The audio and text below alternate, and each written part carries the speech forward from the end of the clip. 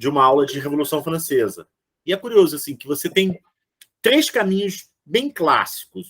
O primeiro, e talvez o mais recorrente nos livros didáticos, é um caminho mais marxista, né? Que é um caminho que parte ali das desigualdades da França e de como a Revolução Francesa ela vai ao encontro dessas desigualdades a partir de uma luta de classe. E uma luta de classe na pegada marxista que coloca, de um lado, a aristocracia típica da sociedade de corte versus uma burguesia. E que nessa luta de classe, né, para essa pegada marxista, as grandes ou as mais importantes conquistas da Revolução Francesa são o fim do dízimo para a igreja, o fim dos direitos feudais, e, por fim, ali, uma distribuição mais equânime, né, dos impostos, o fim daqueles privilégios. Então, os caras que têm essa pegada mais marxistas, no final das contas, eles valorizam, superdimensionam a importância do Robespierre, a participação dos jacobinos. Eles têm um olhar para isso muito, muito característico, né? Tem uma frase do Lenin que é até curiosa. O Lenin, no momento em que ele faz um elogio à Revolução Francesa, ele diz assim, que a nossa revolução não cometa os excessos cometidos por Robespierre, que não vá matar, assassinar pessoas desarmadas, como foi feito na virada jacobina, porque a nossa revolução não é o terror. Tem essa frase do Lenin, ele diz isso e morre, né? Ele não viu o desfecho da sua revolução.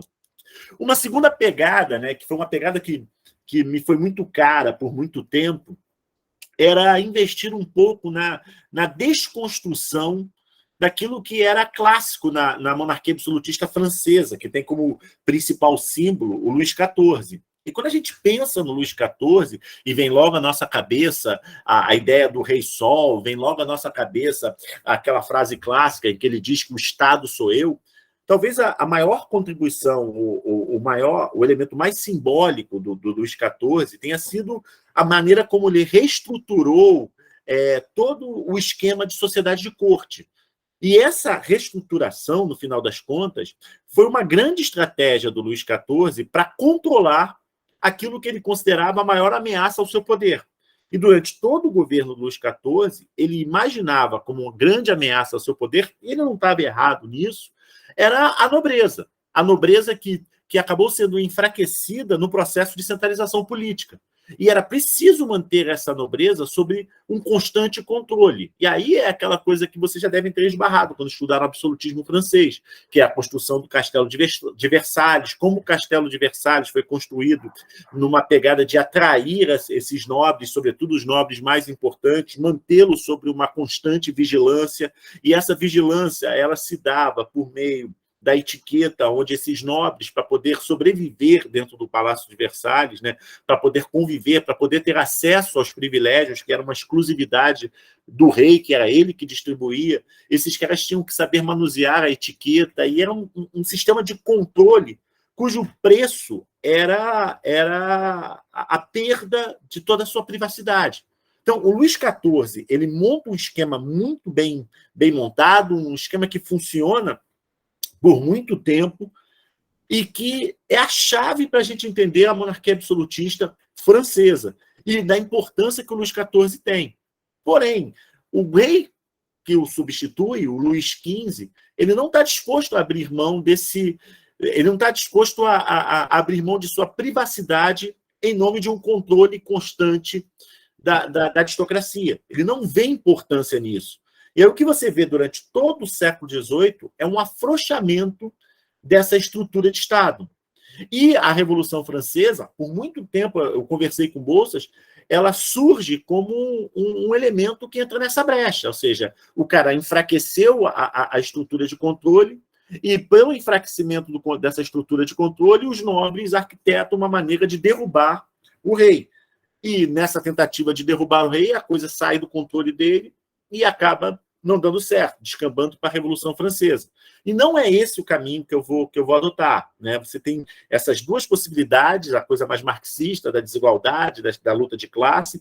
Você tem essa coisa um pouco mais aristocrata, de como o rei perdeu o controle da sua principal estratégia de poder, que fez com que o Luís XIV se tornasse um grande símbolo.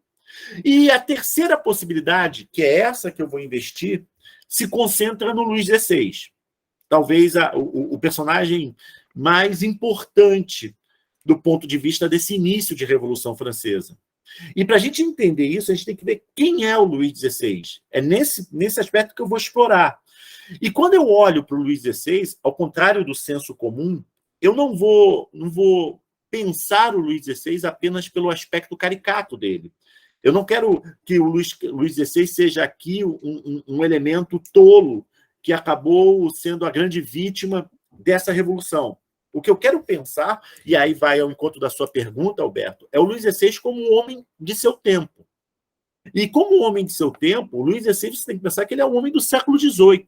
Ele é um homem do século das luzes. E, sendo um homem do século das luzes e membro de uma aristocracia, o Luís XVI ele circulou nesse ambiente do iluminismo. O Luís XVI era um cara que era um leitor voraz, era um cara que conhecia os autores do iluminismo, que tinha uma compreensão desses autores e mostrou isso em diversos aspectos na sua vida privada, na sua vida cotidiana.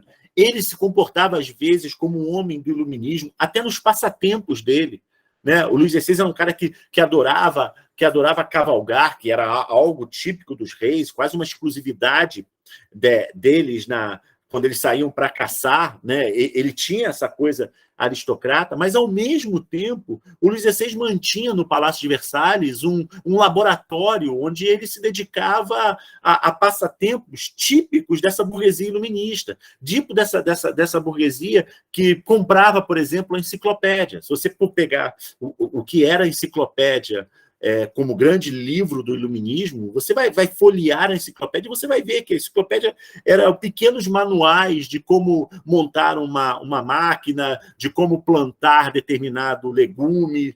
Tinha uma série de coisas na enciclopédia que era quase um manual prático. E o Luís XVI era um cara que era atenado a essas coisas das ciências.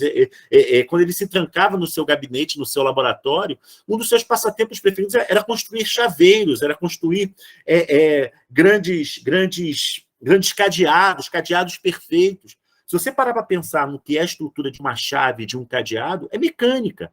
E esse cara estudava ali mecânica, ficava horas e horas pensando nisso, né? E num espaço privado, sem aparecer como era exigido dos monarcas, né? Ele era um cara que lia esses autores.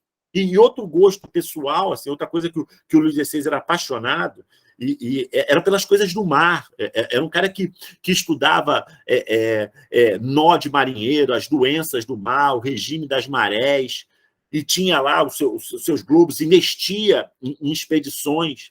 E é por esse caminho que eu vou entrar na questão da Revolução mesmo, pela questão do gosto dele pelo mar, porque foi pelo gosto do mar que o Luís XVI se deixou influenciar por seus ministros, né, o ministro da Marinha, que disse para ele o seguinte: olha só, Luís XVI, você que assumiu o poder agora, uma das grandes questões da França, quando você assumiu o poder, uma das grandes questões era a derrota na Guerra dos 7 Anos, uma derrota que a França havia sofrido para a Inglaterra e que os franceses em si consideravam inadmissíveis, porque a Guerra dos 7 Anos, a Inglaterra impôs uma derrota humilhante, onde a França perdeu diversos territórios coloniais, e muitos dos ministros, sobretudo os ministros da guerra, diziam para ele o seguinte: olha, Luís XVI, uma forma de você conseguir se vingar ou se equiparar aos ingleses é investindo na Marinha. E o Luís XVI, no início do governo dele, em 74, quando ele assume ali a coroa, ele vai fazer um pesadíssimo investimento na Marinha, e é um investimento que gerou frutos. Assim, a Marinha Francesa dá um salto nesse início de governo dele. E, para sorte, eu não sei dizer se por azar do Luís XVI, ele vai ter a oportunidade de mostrar para o povo francês que tinha feito a coisa certa, que aquele investimento não foi um investimento em vão.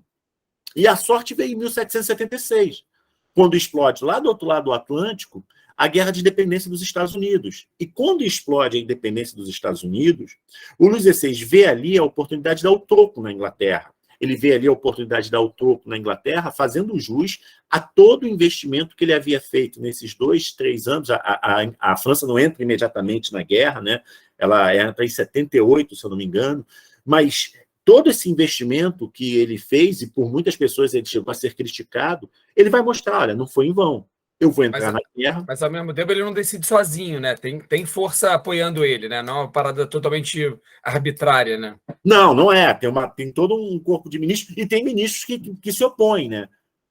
E no final das contas, se você, só um parênteses aqui, já que você falou, e se você parar para pensar, né, num certo aspecto, entrar na guerra de independência dos Estados Unidos, sendo a França uma monarquia absolutista, é quase um contrassenso, né?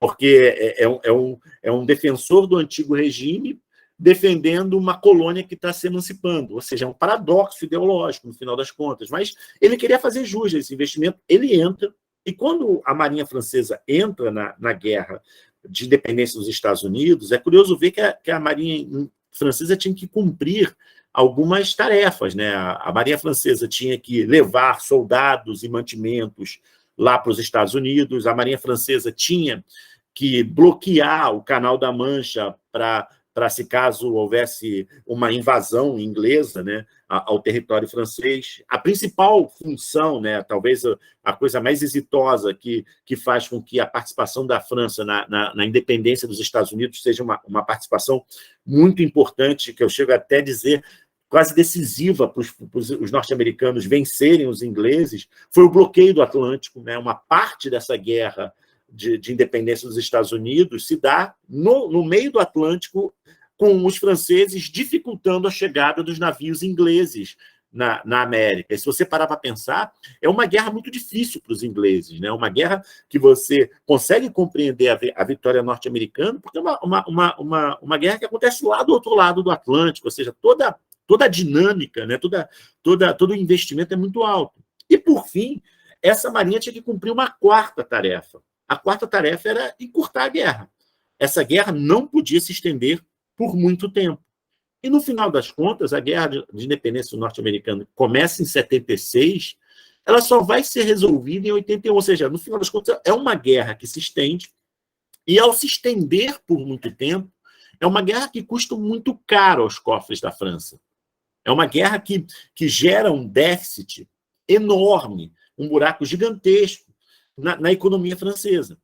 E quando a guerra acaba, e aí entra um pouco da pergunta que você fez, Alberto, da questão do iluminismo, quando a guerra acaba, o Luís XVI, por ser um cara influenciado pelo iluminismo, ele tem um pouco uma visão racional de seu governo. É diferente, por exemplo, o Luís XV, ele é derrotado na Guerra dos 7 Anos, ele se endivida tanto quanto o Luís XVI, e, no final das contas, ele não tem uma preocupação em sanear essa dívida. O Luís XVI, diferentemente, não. Quando acaba a guerra, ele, por ter uma visão racional do seu governo, ele fala, cara, eu tenho que sanear a dívida, eu tenho que resolver essa questão, eu tenho que equilibrar as contas. E é esse desejo de equilibrar as contas que vai empurrar, de certa maneira, a França para uma revolução. Fala aí, cara. Eu só fico muito confuso com a questão do Luís XVI ter se envolvido na Revolução Americana. Ele fez isso por puro revanchismo contra o Reino Unido, ou você acha que essa tendência que ele já tinha ao iluminismo e as ideias liberais influenciou a decisão dele?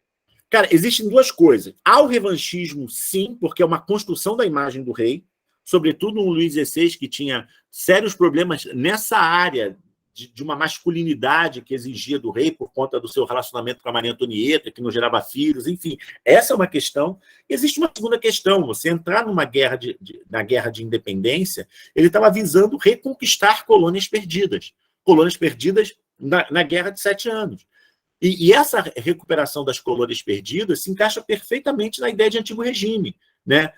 O pacto colonial, a posse de colônias, estava dentro da lógica do que era a economia desse tipo de governo. Então, quando ele entra, a justificativa se constrói por uma série de coisas. Há o revanchismo, há o prazer de vencer os ingleses, e há também uma justificativa territorial, de você expandir o seu braço para lá. Tanto é que recebe colônias, a Louisiana. Mas não há, Alberto, que eu acho que foi a sua pergunta, não há essa ideia de vamos estar do lado da liberdade contra a opressão inglesa. Isso não. Isso buzina no ouvido dele. Cara, olha só, essa mensagem é estranha, hein? E ele diz, não, mas as outras coisas compensam o paradoxo dessa mensagem. Assim, ele não entra por valores iluministas. As duas contas dele, é o que o Botelho falou, as duas contas que ele faz e as pessoas que estão por detrás dele que apoiam fazem revanche e vamos pegar colônia, ainda numa lógica mercantilista e tal.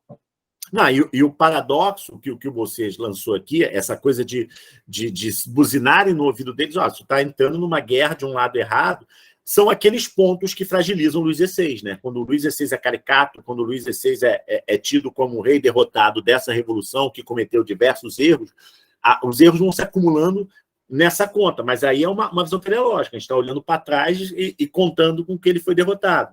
E uma vez vencendo a guerra, né, e totalmente endividado, quando eu digo que ele lança uma lógica iluminista de governo, é porque ele vai se esforçar, né, para poder resolver essa dívida. E, nesse sentido, o Luís XVI, diferente de qualquer outro rei anterior, ele vai ser um cara que vai fazer muitas reformas, sobretudo no campo econômico. E quando ele vai montar essa reestruturação econômica, quando ele vai em busca do pagamento dessa dívida, ele vai se cercar de uma sequência de ministros.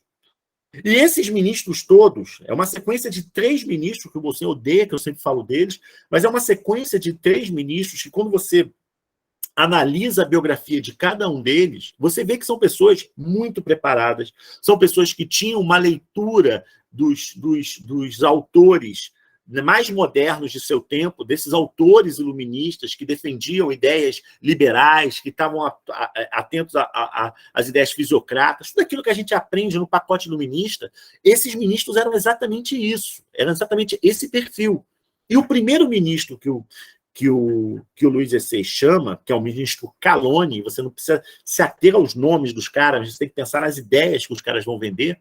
O primeiro ministro que ele chama é um cara que vai propor ao Luís XVI uma série de modificações, uma série de propostas reformistas, e que, se você pegar elas separadamente, você vai ver, cara, são reformas que estão de acordo com as ideias liberais do seu tempo, que estão muito de acordo com as leituras que esses caras faziam. E eu vou citar aqui quais são as 3. A primeira coisa que o ministro, o Calonne, quando assume a pasta com a incumbência, a dificílima incumbência de achar um caminho para reduzir essa dívida, né, para acabar com esse déficit, que era um déficit muito alto, a primeira proposta que o cara faz é uma proposta clássica. Ele assume a pasta e diz o seguinte: olha só, Luís XVI, você tem que reduzir os gastos. Você tem que diminuir os gastos porque você está endividado. E, dentro da lógica de quem vai reduzir gastos, o que é, seguindo a cartilha bem liberal, seguindo a cartilha dos fisiocratas, se você vai reduzir gastos, você tem que cortar aquilo, reduzir aquilo que é supérfluo. E, na ótica do Calonne, ele vai dizer o seguinte: o supérfluo dentro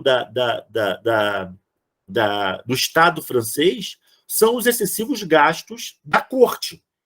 E ele vai sugerir isso: olha, tem que se reduzir os gastos da corte. Você tem uma quantidade enorme de pessoas ali que são verdadeiros sanguessugas do Estado, que têm atividades que não proporcionam ao Estado nada de útil. Então, esses caras têm que parar de ganhar ali.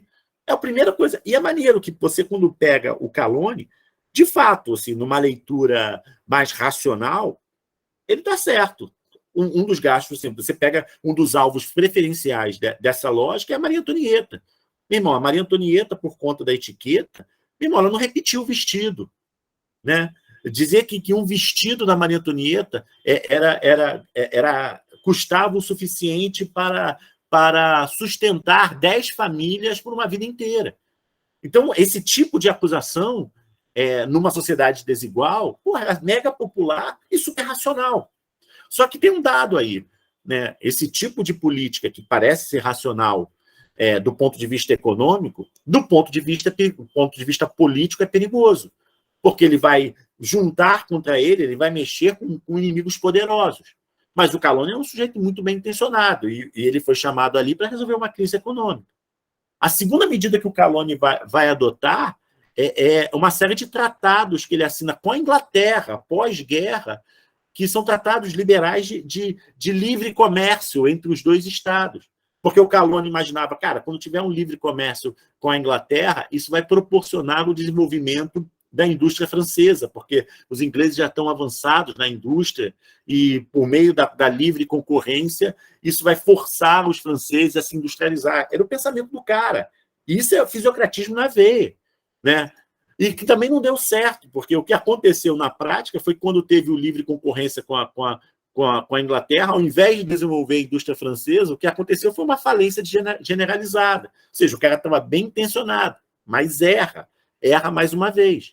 Mas o que me interessa para essa aula é a terceira medida do Calonne. O Calonne vai dizer, olha, a gente vai reduzir os gastos, mas a gente tem que aumentar a arrecadação. Aumentar a arrecadação é fundamental, Luís XVI.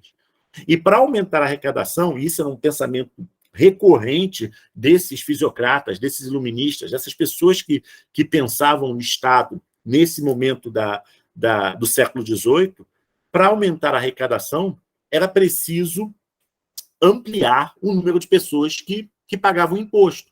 E na França havia um problema muito grave, que na ótica do Calonne tinha que ser acabado, tinha que ser resolvido. E qual era o problema? Na França, nem todo mundo pagava todos os impostos, porque você tinha, na França, ainda uma sociedade estamental, dividida em primeiro, segundo e terceiro estado. E o terceiro estado, o primeiro e o segundo estado, que era formado o primeiro pelo clero e o segundo pela nobreza, esses caras eram isentos de uma parte significativa dos mais importantes e rentáveis impostos, enquanto esses mais importantes impostos recaíam todos sobre o terceiro estado. E aí, na cabeça do Calonne, na hora que todo mundo pagar os impostos, você vai ter uma arrecadação que vai garantir ao Estado pagar as suas dívidas, reduzir o déficit. Essa era a proposta mais importante do Calonne. Só que, mais uma vez, essa proposta esbarrava em algo que durava séculos, que eram os privilégios, que eram fundamentais para você ver uma sociedade de corte funcionando.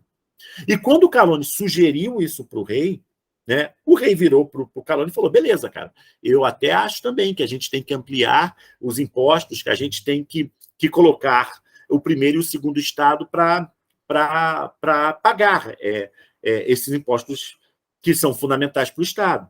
O problema é como a gente vai negociar isso com os caras. Como é que a gente vai fazer com que eles abram mão dos privilégios? Porque eu não posso fazer isso à força, porque se eu fizer isso à força, eu vou entrar em choque com essa classe muito poderosa, e isso pode implicar em graves problemas. Os caras não vão pagar, né? Oi? E eles não vão pagar, né? E eles não vão pagar. E aí o Calonne tem uma ideia, cara, que para ele o Calonne é uma ideia perfeita. Ele falou assim, cara, olha só, a gente reúne os caras numa assembleia para negociar com eles. Meu irmão, quando o Calonne fala em assembleia com Luís XVI, imediatamente o Luís XVI pensa nos Estados Gerais.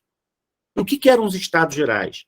Os Estados Gerais eram um tipo de assembleia em que você reunia membros eleitos do primeiro Estado, do segundo Estado e do terceiro Estado.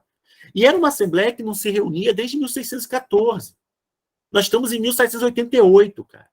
Desde 1614, não haver um tipo de assembleia como essa para discutir assuntos tão delicados como os impostos era um sinal evidente da força do rei, de que ele havia governado desde do Luís XIV sem ter que negociar nada, nenhuma das suas decisões.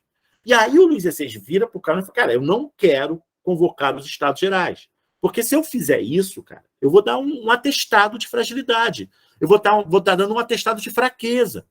Isso é muito perigoso. Eu não quero os Estados Gerais. E aí vem o Calonne com a ideia brilhante dele. Não, Luís XVI, não se preocupe.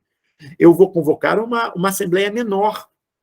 Uma assembleia que vai ser formada por pessoas escolhidas por nós, né? E essas pessoas que nós vamos escolher são pessoas que a gente tem certeza que vão entender a situação do Estado. E que serão reunidas ali para dizer sim, né, para dar legitimidade a essa decisão. E essa assembleia, né, ela ficou conhecida como Assembleia dos Notáveis, né, que seriam pessoas escolhidas a dedos para dizer sim.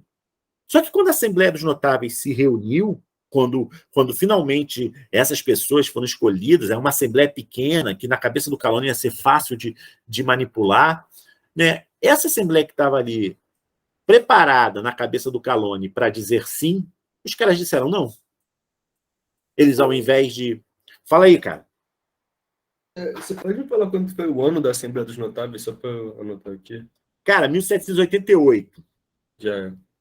E aí, quando os notáveis se reuniram para dizer sim e disseram não, isso é revelador, aí eu vou abrir um parênteses grande, é revelador do quanto a estrutura montada por Luís XIV lá atrás para controlar os aristocratas com a sociedade de corte, com o Palácio de Versalhes, quando Luís XIV imaginava, cara, a maior ameaça ao meu poder vem desses aristocratas. São eles que eu tenho que controlar, porque eles são os caras que se ressentiram da centralização política, porque quando o poder foi centralizado, esses aristocratas perdem poder. No passo que se centraliza, então esses caras precisavam ser controlados. E aí, quando você vem à Assembleia dos Notáveis, os caras, para dizer sim, para abrir mão desse privilégio, passar a pagar imposto, o cara diz não, na cabeça desses aristocratas, essa negativa não tem a ver com o imposto. Essa negativa é vista pelos aristocratas como uma oportunidade de fragilizar o rei e ampliar a sua influência nas decisões políticas. E o argumento que eles usam é o seguinte, olha só, o Caloni, nós estamos dizendo não porque a gente acha que a Assembleia dos Notáveis é uma Assembleia muito pequena. Para tomar esse tipo de decisão, nós temos que retomar um outro tipo de Assembleia maior, que são os Estados Gerais, que era tudo aquilo que o rei não desejava. Porque o Luís XVI, embora é sempre descrito como idiota, ele sabia o que representava a convocação dos Estados Gerais do ponto de vista da estrutura política, do questionamento ao seu poder. Ele tinha essa consciência, e ele não queria. Na hora que a Assembleia dos Notáveis fez água e quando deu errado, o que vai acontecer? O Luís XVI, muito chateado da vida, demite o Caloni. Caloni é demitido, e em seguida entra um segundo ministro, que é a indicação da Maria Antonieta, porque o Caloni era detestado por essa parte da elite, dessa aristocracia palaciana que estava circulando o rei, que era o irmão, que era a Maria Antonieta, que eram grandes ministros, pessoas muito influentes. Falaram assim, cara, a gente odeia o Caloni. Quando o Caloni foi demitido, os caras vibraram e, por influência da Maria Antonieta, né, ela indica o Brienne, que era um padre, né, um cara do clero, que também tinha ideias iluministas, que é também influenciado pelas questões fisiocratas, que assume essa difícil tarefa de resolver as questões do déficit. E é muito maneiro que o primeiro pronunciamento do Brienne, né, quando ele reúne novamente os notáveis para tentar reabrir negociação com os caras, a primeira frase que o Brienne fala é o seguinte, olha, o Caloni mentiu. Ele disse que o déficit era de 112 milhões de libras, mas não são 112 milhões de libras. Ele mentiu. É muito mais do que isso. São 160 milhões, ou seja, o buraco era muito maior. E mais do que isso, quando o Brienne assume o cargo para resolver a questão do déficit, por causa da demissão do Caloni, que, de certa maneira, ele estava tomando uma cartilha que, num olhar mais liberal, estava acertado, ou seja, reduzir gastos, melhorar a estrutura econômica, tentando promover a industrialização da França, aumentar a arrecadação. Tudo isso eram medidas que o mercado financeiro olhava e falava assim, cara, essas medidas são corretas, essas medidas são acertadas. E aí o que acontece com o Caloni? O cara é demitido. Meu irmão, quando o cara é demitido, isso teve um impacto no mercado financeiro que fez com que o mercado financeiro falasse assim para o Brienne, o novo ministro, cara, a gente não vai emprestar mais um tostão para a França, porque a França está completamente desorganizada, não consegue pagar os juros dessa dívida, manda embora o ministro que estava no caminho correto, a gente não vai pagar. E essa bomba cai no colo do Brienne. E o Brienne, quando diz que o Caloni mentiu porque o déficit era muito maior, para além do déficit ser muito maior, ainda havia o fim dos empréstimos. Cara, e a França estava numa situação tão complicada, mas tão complicada, que a França, mesmo endividada, para saldar os compromissos do Estado, que era pagar soldados, pagar burocratas, tudo aquilo que move o Estado, a França ainda dependia de empréstimos. E os caras não queriam mais emprestar. E o Brienne fala isso, olha, a dívida é enorme, os bancos não emprestam mais. E aí o Brienne faz uma proposta indecorosa. Ele fala assim, olha só, vamos fazer o seguinte, vamos negociar nos seguintes termos. Vocês abrem mão dos privilégios agora, vocês passam a pagar impostos agora, e daqui a 5, 6 anos, nós convocamos os Estados Gerais. E aí os deputados, na verdade, os notáveis, olham para o Brienne e falam assim, cara, você está de brincadeira, mano. Porque se a gente pagar imposto agora, a gente resolve a dívida, e para que você vai chamar Estados Gerais daqui a 6 anos? Não, cara, a gente é irredutível, a gente quer os Estados Gerais. E aí o Brienne nem esperou ser demitido. O Brienne falou, cara, não dá para mim. O Brienne vai ao rei e fala, tô fora. Ele se demite. E aí, quando o Brienne se demite, entra o terceiro. E o terceiro é muito importante, embora ninguém fale isso, só eu, né, Bolsinhos? Não está em nenhuma coisa. O primeiro se chama Jacques Necker. Esse é o cara. Né? Quando o Jacques Necker é chamado, ele é chamado para resolver a questão da dívida, como todos os outros. E por que eu digo que o Necker era o cara? Porque, para além de ser um leitor, um conhecedor das ideias fisiocratas, iluministas no campo econômico, do liberal, para além disso tudo, o Necker ele era do mercado financeiro. O Necker fez fortuna trabalhando em bancos, lidando com empréstimos, lidando com flutuação de moeda. Então, era o cara que conhecia a dinâmica do mercado financeiro. Tanto é que o Necker, quando assume, o próprio mercado financeiro, ele fala assim, porra, finalmente a França escolheu o cara certo. Né? Finalmente alguém que entende do riscado. Né? E quando o Necker assumiu, né, para resolver essa questão, com toda essa pompa de ser um homem que conhecia o mercado, aquela coisa toda, o Necker conhecia o mercado, trouxe segurança para os banqueiros, mas os banqueiros eles só voltariam a emprestar para a França se o Necker fizesse o que era preciso ser feito. E naquela ocasião, os notáveis estavam irredutíveis. E é o Necker que vai se aproximar do Luiz e falar assim, olha só, Luiz, você quer resolver essa questão do déficit? Você quer equilibrar as contas? Você quer que os bancos voltem a emprestar? Não tem jeito, cara. Você tem que convocar os Estados Gerais. Se você não convocar os Estados Gerais, você não vai conseguir negociar essa questão dos impostos. E você vai ficar paralisado, vai ficar nisso. Então, o Necker é o cara que convence o Luís XVI, que muito a contragosto convoca os Estados Gerais. E quando os Estados Gerais são convocados, a França, ou pelo menos Paris, entra numa euforia. E por que entra numa euforia? Porque os Estados Gerais não eram convocados desde 1614, né? E quando os Estados Gerais foram convocados dessa vez, o que vai acontecer? Vão acontecer eleições para a escolha dos representantes do primeiro, do segundo e do terceiro Estado. E o sistema de eleição para a escolha desses deputados, desses representantes para os Estados Gerais, naquele momento se tornou o sistema eleitoral de escolha de representantes mais democrático da Europa. Conseguia ser mais democrático do que o sistema eleitoral na Inglaterra. E como é que funcionava esse sistema eleitoral? Para os deputados do primeiro e do segundo estado, é eleição direta. Se você é do primeiro estado e deseja participar dos Estados Gerais, basta você se candidatar que você vai ser votado. E se você é do primeiro estado, você pode votar independente de que lugar você ocupa. Se você é do alto clero, se você é do baixo clero. Mas homem, né? Homem. Você é um religioso, você pode votar. Do sexo masculino. No segundo estado, mesmo critério. Se você tem um título de nobreza, você pode votar e ser votado. Mas o que me interessa é o terceiro estado. E por que o que me interessa é o terceiro estado?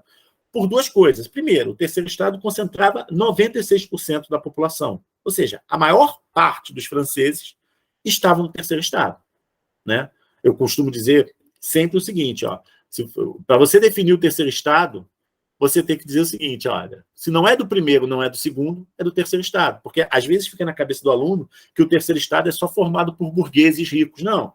O miserável é todo mundo, está ali. São os 96%. E para os eleitores, para os representantes do terceiro estado, a eleição ia ser por voto censitário e uma eleição indireta. que se daria em dois turnos, né?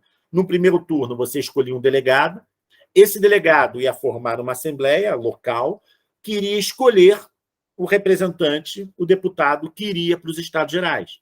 Ou seja, duas etapas. A primeira, delegado, a segunda, os delegados escolhiam o deputado.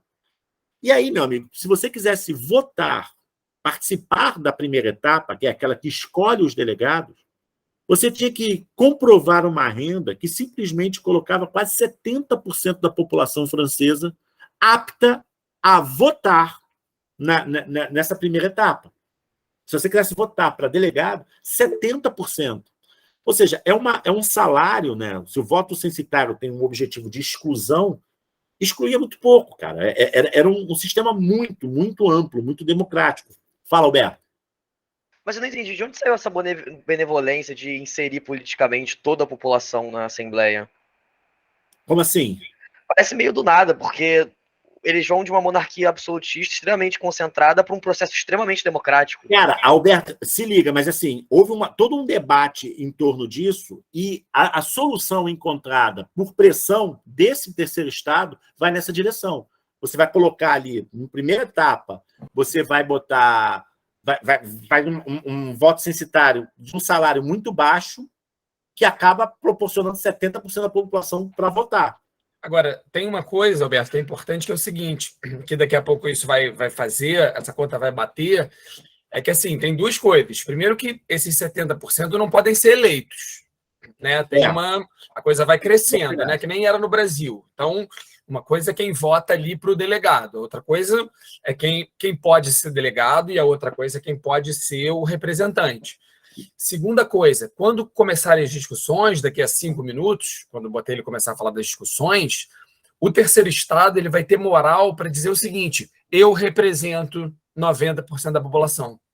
Quanto mais gente participou de alguma etapa, mais força ele vai ter depois para dizer, olha, eu represento muita gente e, portanto, eu mereço ter uma atenção tal. Né? Tinha um pouco essa conta na cabeça.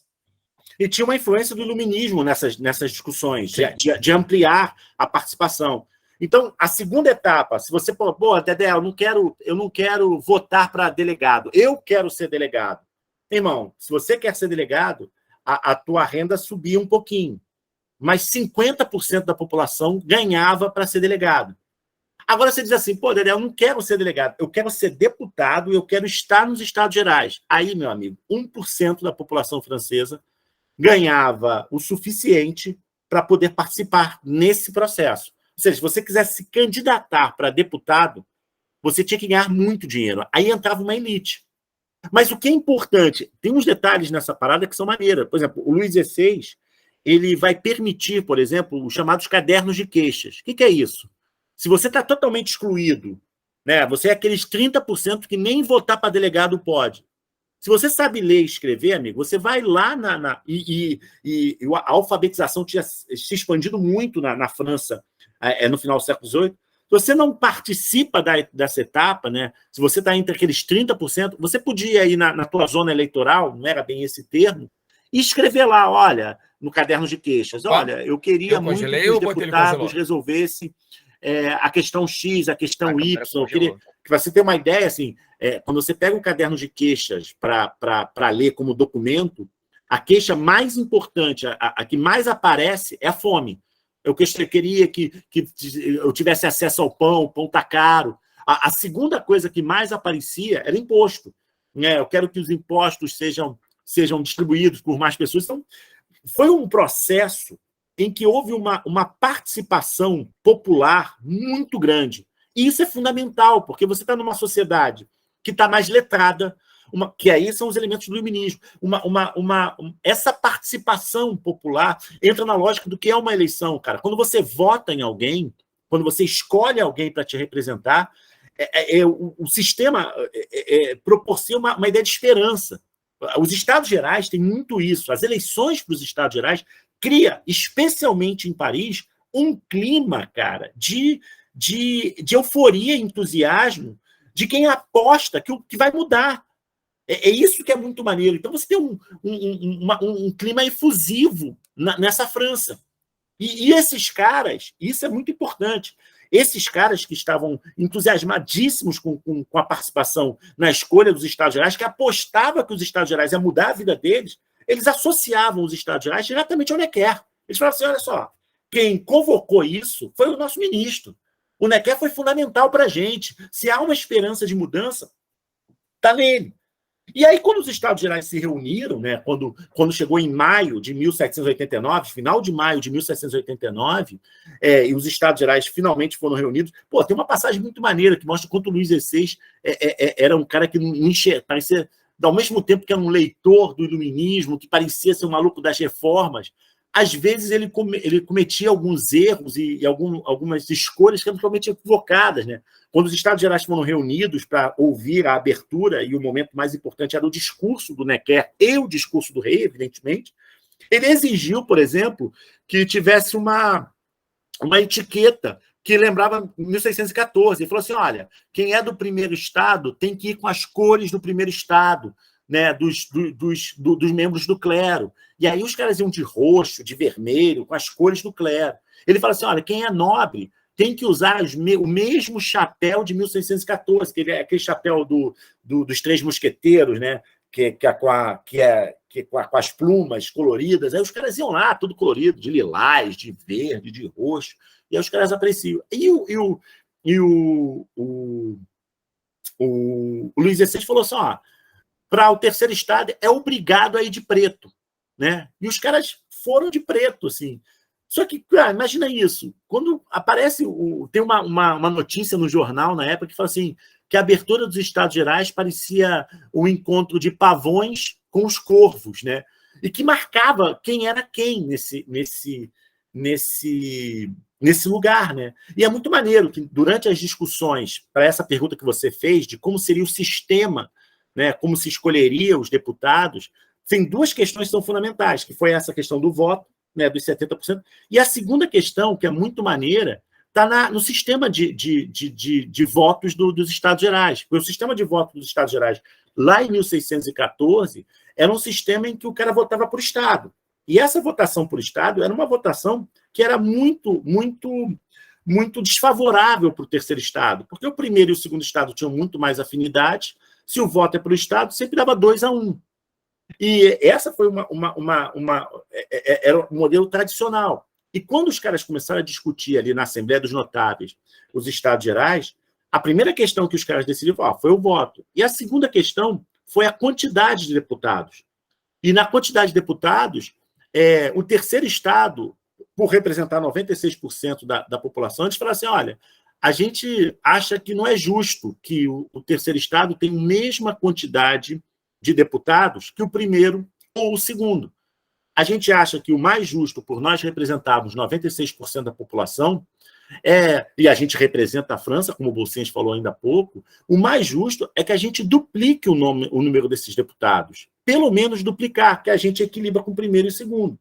E é muito maneiro que esse debate estava rolando, e o primeiro e o segundo Estado cometem um erro que foi imperdoável para esses caras da aristocracia que estavam imaginando ter a oportunidade de enfraquecer o rei. Porque eles vão virar para o terceiro Estado e vão falar assim, olha, vocês podem dobrar, duplicar, triplicar, que não vai fazer diferença nenhuma. Deixa esses caras dobrarem. Porque, no final das contas, a votação vai ser sempre por Estado e a gente vai sempre ganhar 2-1. E aí, o que acontece? Quando tem a abertura e os caras vêm de preto, é uma grande quantidade de deputados de preto que se reconhecem ali como os excluídos e duas pequenas minorias, a do primeiro e do segundo, de colorido. Então, era marcar essas diferenças. E logo quando esses Estados Gerais começaram a funcionar, né, talvez o terceiro Estado tenha se dado conta disso. Falou, meu irmão, olha só, não tem que ser a votação por Estado. Não é justa essa votação. Nós representamos a França. Nós exigimos formação de uma Assembleia Nacional. Uma Assembleia Nacional é diferente dos Estados Gerais. Nos Estados Gerais, vale essa regra.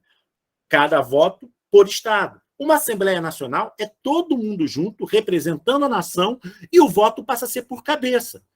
E aí, se o voto for por cabeça, você vai dizer para mim, pô, Dedé, se o voto for por cabeça, o terceiro Estado tem mais ou menos o mesmo número da soma do primeiro e do segundo. Mas quando o terceiro Estado levanta a cabeça e fala assim, não, a gente quer a votação por cabeça, a gente exige isso, o que eles estão jogando? Só para encerrar, eles estão jogando com a diversidade do primeiro e do segundo Estado. Porque quando você olha o primeiro e o segundo Estado, eles não são homogêneos. São dois grupos heterogêneos. Você pega o primeiro Estado, você tem o alto clero, que são as lideranças da igreja, são os caras que pensam a igreja e que normalmente são oriundos da aristocracia mais privilegiada. Só que no primeiro Estado você também tem um baixo clero que é um padre de paróquia e que alguns membros do baixo clero vencem, são escolhidos por suas regiões. E quando você pega o cara do baixo clero, tem uma possibilidade dele fechar muito mais com o terceiro Estado do que com o alto clero. Porque esse é um movimento que promete, por exemplo, o fim dos privilégios. Os caras estão discutindo o fim de privilégios. Então, o cara do baixo clero nunca vai chegar ao alto clero. Mas se valer as discussões que estão discutindo, que estão rolando nesse momento, então o baixo clero tem chance de fechar com o terceiro Estado. Quando você olha o segundo Estado, que é da aristocracia, esse segundo Estado também ele é muito heterogêneo. Tem membros do segundo Estado que são autores do iluminismo, são pessoas que questionam esse modelo e que tem uma possibilidade desse cara migrar. Então, essa heterogeneidade dentro do primeiro e do segundo Estado favorece o terceiro quando ele diz, o voto tem que ser por cabeça, porque esses caras vão fechar com a gente. Fala aí, Alberto. Não, eu ia perguntar justamente por ser compor quase 2/3 da Assembleia, se o terceiro Estado funcionava de forma homogênea, que foi o que você falou agora. Não, então eles estão contando com isso, quando eles falam assim, cara, se a gente fechar uma votação, se a votação for fechada por Estado, a gente não vence nunca. Porque esses caras, no grupo, eles são muito mais afins. Mas se a gente colocar a discussão para ser votado, pela quem tiver a maioria levar, a chance é maior. Então, essa discussão foi a discussão que foi tudo que o Luiz XVI não queria, cara. Porque a coisa foi fugindo do controle. E quando o terceiro Estado bateu o pé, dizendo que queria a votação por cabeça, acontece um dos episódios mais surreais de todos, né? Porque os caras queriam formar a Assembleia Nacional, o Luiz XVI foi informado disso, só que o Luiz XVI estava passando um momento mega difícil, ele tinha perdido o filho, estava deprimido, né? As pessoas iam nele, porra, Luiz XVI, está acontecendo isso, a coisa está saindo do controle, você tem que ter uma atuação mais incisiva. E o Luiz XVI dizia, porra, eu não posso nem chorar meu filho em paz, o cara estava mal, né? Então, ele, quando tem uma atitude, quando ele reage, a reação dele é uma reação que é motivo de zoação, é escárnio hoje. Ele fala assim, fecha a sala que o terceiro Estado se reúne. Você fecha a sala que o terceiro Estado se reúne e a gente resolve o problema. E é muito curioso que quando os caras chegam para se reunir, né, para deliberar, para fazer a pressão pela Assembleia Nacional, quando eles chegam em Versalhes, né, que era onde os Estados Gerais estavam acontecendo, ele encontra a porta fechada. E aí, quando eles perguntam, vem cá, a porta que a gente se reúne está fechada, não sei o quê, como é que faz? Aí o cara fala, não, a ordem do rei. Aí o que os caras falam? Não, vamos para outro lugar. E é um cara, um deputado que acabou ficando muito famoso, o doutor Guillotin, que é o cara ligado à guilhotina, é o doutor Guillotin que fala, não, cara, tem uma sala aqui perto, que é onde o rei jogava jogo de pela, que é uma espécie de squash, que é uma sala ampla, a gente se reúne ali, e vamos transformar aquilo na Assembleia Nacional lá. E aí os caras vão para essa sala do jogo de pela, são acompanhados por membros do primeiro e do segundo Estado, naquela coisa deles serem heterogêneos e ter dissidências possíveis. Os caras vão para a sala do jogo de pela e ali acontece um dos momentos mais importantes da Revolução Francesa. Porque quando eles entram na sala do jogo de pela, eles fazem um juramento, que é o juramento do jogo de pela. E o juramento é o seguinte: a gente só vai sair daqui, e aí é tudo muito metafórico, né? Isso que é maneiro. A gente só sai daqui com uma Constituição. E aí, maluco, quando eles fazem essa promessa, a gente só sai daqui com uma Constituição, isso é um checkmate no rei. Não é o checkmate, não. É o cheque, é o rei em cheque.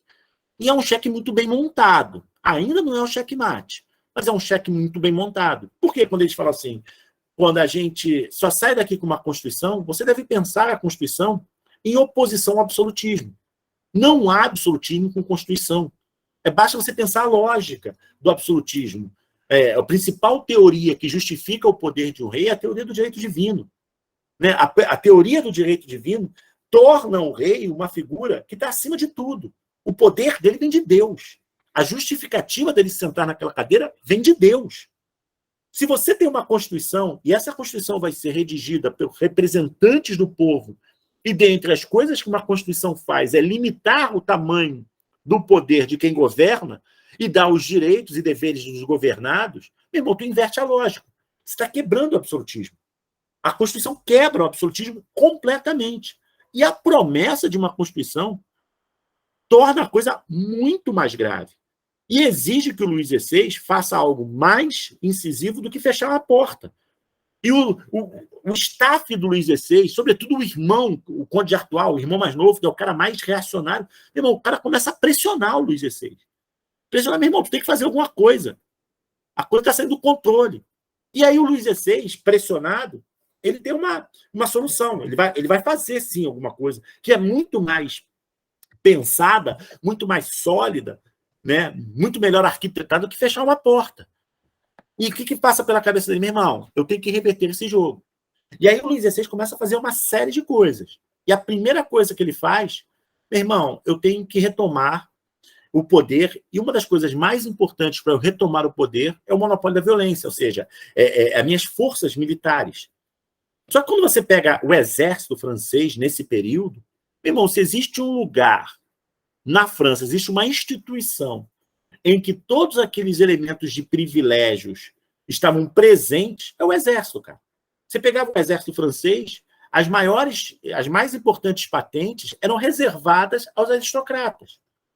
Ou seja, era tudo que a Revolução, ou esses caras, estavam prometendo quebrar. Então, o exército do Luís XVI é um exército muito pouco confiável. E aí, o que o Luís XVI vai fazer? Olha como ele está pensando esse contragolpe. Ele vai buscar um exército da região de Alsácia-Lorena. Bota isso na cabeça que na Primeira Guerra Mundial, quando você for discutir a Alsácia-Lorena, você vai lembrar disso. Né? Porque a Alsácia-Lorena era uma região da França onde a grande maioria, ou tinha uma grande presença de germânicos. Ele vai buscar esse tipo de soldado e vai levar para Paris. E aí, quando esses soldados começam a chegar em Paris, meu irmão, toda vez que soldados chegavam numa cidade, meu amigo, é a má notícia.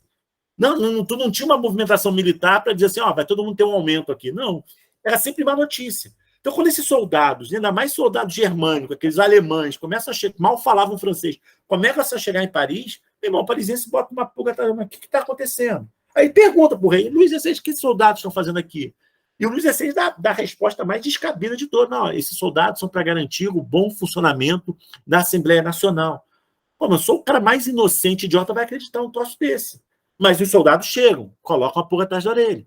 Por que o Luís XVI movimenta esses soldados? Para garantir a sua segurança para a próxima etapa do plano dele. E a próxima etapa do plano dele é se livrar daquela pessoa que ele considerava ser o responsável por isso tudo. E a pessoa que ele considerava ser responsável por isso tudo era o Necker. Ele ia demitir o Necker. E depois da demissão do Necker, ele ia colocar um outro ministro que ia retomar as rédeas da situação, voltando com os Estados Gerais. E aí o Luís XVI falou, cara, olha só, eu movimentei as forças militares, estão em Paris, e a segunda coisa que eu vou fazer, eu vou demitir o Necker. E é muito maneiro, ele pensa assim, eu vou demitir o Necker e eu sei que vai ter uma reação. Eu sei que vai haver uma reação, porque o Necker é a representação dos Estados Gerais, é a representação da esperança dos franceses. E é muito maneiro. Aí o Luís vacila, ele pensa o seguinte, cara, e de onde vem essa reação? De onde virá essa reação? Da Assembleia. Tanto é que o dia que o Luís XVI escolhe para demitir não é um dia aleatório, ele escolhe o dia 11 de julho de 1789. E por que ele escolhe o dia 11 de julho de 1789? Porque cai num sábado. E aí o que ele pensa? Eu vou demitir o ministro num sábado, eu ganho pelo menos 48 horas para me preparar para a reação que só pode vir na cabeça do Luís XVI e do seu irmão, o Conde de Artois. Essa reação só pode vir de um lugar, que é da própria Assembleia. Como a Assembleia não se reúne no final de semana, eles só vão se reunir segunda-feira, eu ganho 48 horas. E aí o Luís XVI, ele articula essa demissão para o dia 11. Só que dia 11 cai num sábado, amigo. E no sábado, Paris está fervendo.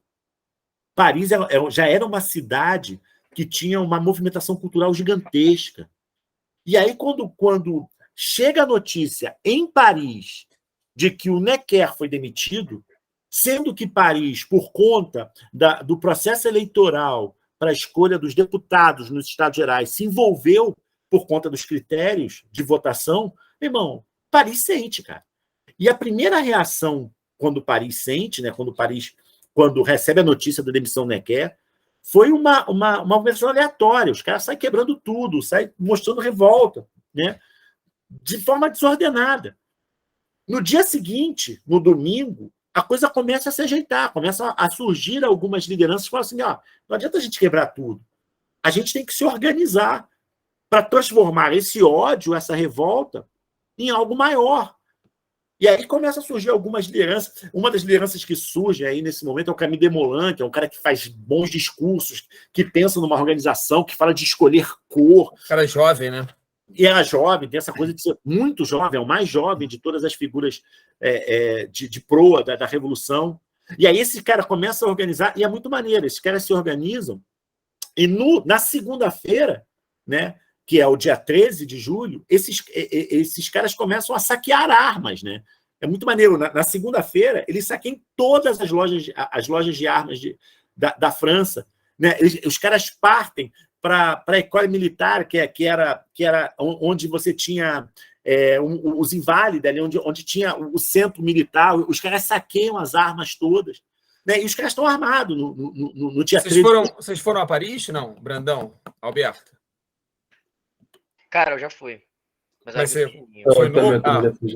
Mais pequeno, vocês têm? Porque, assim, atrás da Torre Eiffel tem esse prédio dos Inválidos, que é onde é isso. Era um lugar do exército e tal, e é para esse lugar que eles vão.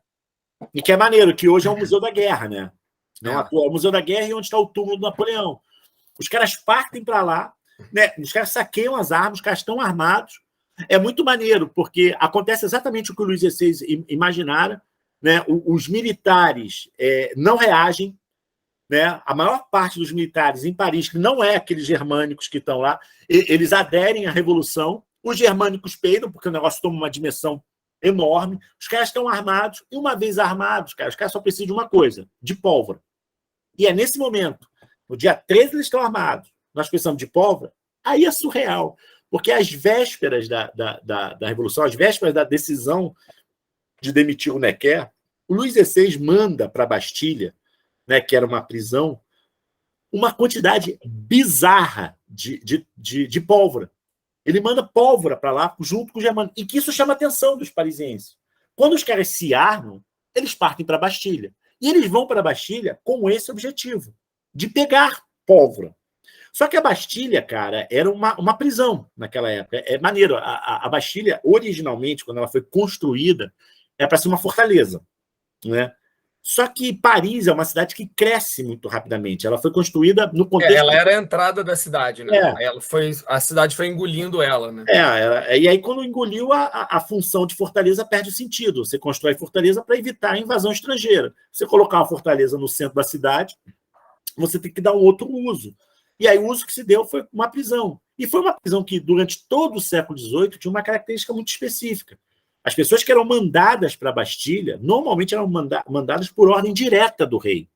E muitas dessas pessoas que eram mandadas para a Bastilha durante todo o XVIII, que eram mandadas por ordem direta do rei, muitas vezes eram por ter feito oposição ao rei. E oposição por meio da escrita, por meio daquela pegada iluminista, dos escritores iluministas que perturbaram o juízo do rei, e o rei mandava para lá. Então virou uma espécie de símbolo de uma prisão de caráter político. Só que quando os revolucionários partem para a Bastilha, eles não vão em busca de derrubar um símbolo ou libertar presos políticos. Os caras vão, de forma muito pragmática, pegar pólvora.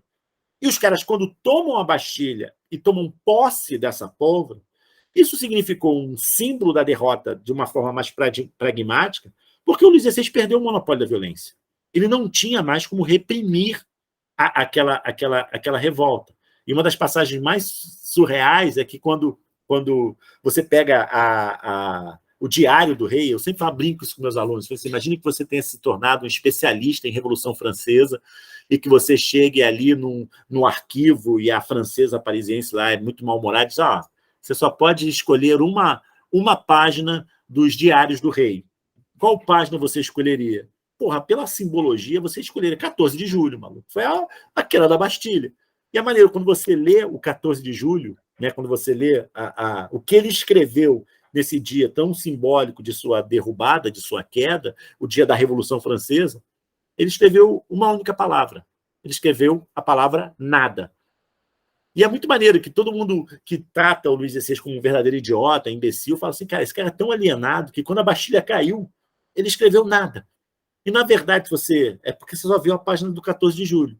Se você olhar as outras páginas do Diário do Rei, irmão, o Diário do Rei eram listas, né? Hoje eu comi não sei quantas coisas, e principalmente lista do que ele caçou. E naquele 14 de julho ele saiu para caçar e não caçou nenhum bicho. Então ele falou nada.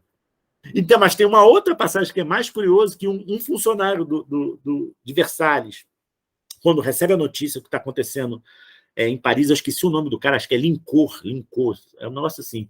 Quando ele vai a Versalhes notificar, olha, dizer que a Bastilha caiu, ele entra solicita uma reunião com o rei às 11 da noite, e o rei se dá conta, cara, deve ter acontecido uma coisa importante, né? Para esse cara querer falar comigo essa hora, que ousadia. Aí o Liancourt, acho que é o nome dele, ele fala assim, olha, ô Luís XVI, os caras tomaram a Bastilha, estão com pólvora. Aí o Luís XVI fala assim, porra, é uma revolta? Porque Paris tinha muita revolta. E aí o funcionário diz, não é uma revolta, senhor, é uma revolução. E essa frase é muito maneira, porque ela sim, é reveladora do quanto o Luís XVI está completamente perdido. E quando a Bastilha cai, quem assume agora é o revolucionário Bolsinhas, um homem do Robespierre.